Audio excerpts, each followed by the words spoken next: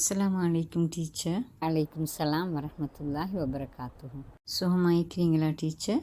அல்ஹம்துலில்லாஹ் ஆயிக்கிறோம். நோன்பு தொடர்பான ஒரு கேள்வி. எங்களோட உண்மைக்கு சுகம் இல்லை, அதே நேரம் வயசும் தான். சரி தொடர்ந்து நோன்பு பிடிச்சி கொள்ளலாமிக்கு இது தொடர்பாக இஸ்லாமிய சட்டம் என்னன்னு கேட்கத்தான் எடுத்தேன். ஓகே. டாக்டர் நோன்பு பிடிக்க வான்னு சொல்லிக்கிறாங்களா? ஓ, சொல்லிக்கிறாங்க. அவங்களுக்கு திருப்பி கலா செய்யவும் ஏலாம். அவங்களோட உண்மை நல்ல வயசுன்னு சொல்கிறீங்க, அதோடைய சுகம் இல்லை, நோன்பு பிடிக்கவும் ஏலாம், அடுத்தது அவங்களுக்கு அந்த கலா செய்யவும் ஏலாம், தொடர்ந்து மருந்து பாவிக்கிறாங்க. என்ன செய்யணும்னு சொன்னால், அதாவது திருப்பி மீட்டிக்கொள்ள இயலாதவங்களுக்கு நோன்புக்கான பரிகாரம் இந்த ஃபித்யா கொடுக்கறது கடமை. ஃபித்யான்னு சொல்கிறது ஒரு நோன்புக்கு ஒரு ஏழைக்கான ஒரு நாள் சாப்பாடு கொடுக்கணும். அவங்க எத்தனை நோன்பு வருகுதோ அத்தனை நோன்பையும் பிடிக்கல அண்டு வச்சு கொண்டால், உதாரணமாக 30 நோன்பு வாரன்னு சொன்னால் 30 ஏழைகளுக்கான ஒரு நாள் சாப்பாடு கொடுக்கணும். அது எந்த முறையில் கொடுக்கணும்?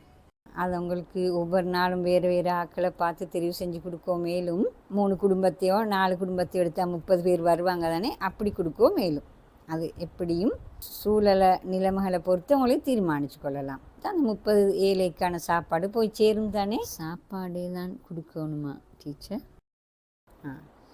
உங்களுக்கு சாப்பாட்டுக்குள்ளே பொருளை வாங்கி கொடுக்கவும் மேலும், உதாரணமாக அரிசி, அதுக்கான கறிகள், தேங்காய், அப்படி அது ஆக்கிறதுக்கு உண்டான சாமான்கள் தேவைப்படும் தானே. ஒரு நாளைக்கு சாப்பாட்டுக்கான செலவுக்குள்ளே சாமான்களை வாங்கி கொடுத்தாலும் அவங்க ஆக்கி சாப்பிட்டு கொள்வாங்க அப்படின்ட்டு கொடுக்கவும் மேலும். ஜஸாக்கல்லாஹு ஹைரன் டீச்சர்.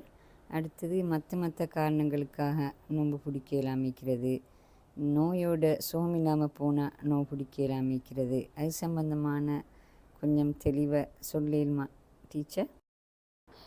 நோன்பு வந்தோன்னே எல்லாருக்கும் நிறைய டவுட்டுகள் வாரதானே. பொதுவாக நோன்பு பிடிக்க இல்லாத சம்பந்தமான கேள்விகள் வரும் நிறைய. மற்ற விஷயங்கள் தான் இப்படித்தான். உதாரணமாக நோன்பு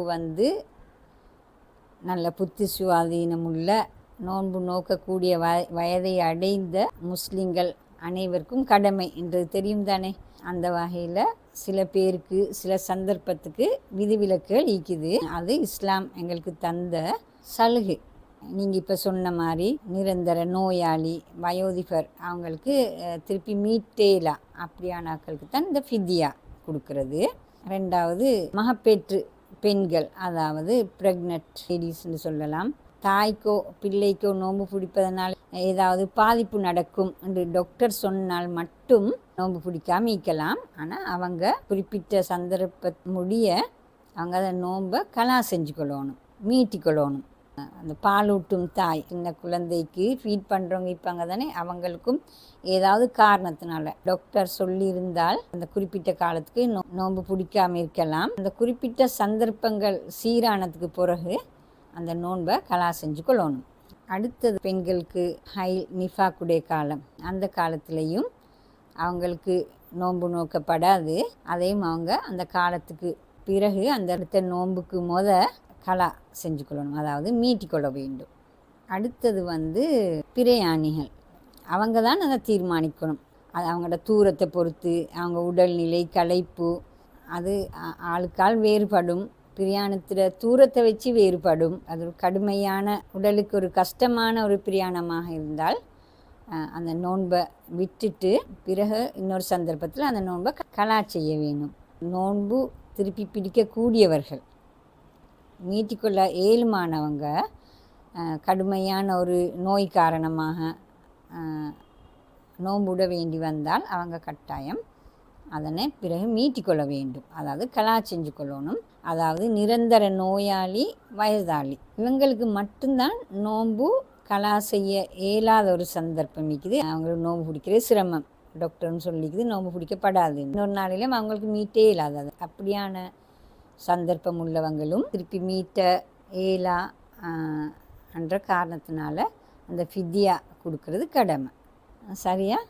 ஓ டீச்சர், விளங்கி கொண்டேன். நிறைய பேருக்கு நோன்பு வந்தோன்னே இந்த கேள்வியை கேட்பாங்க.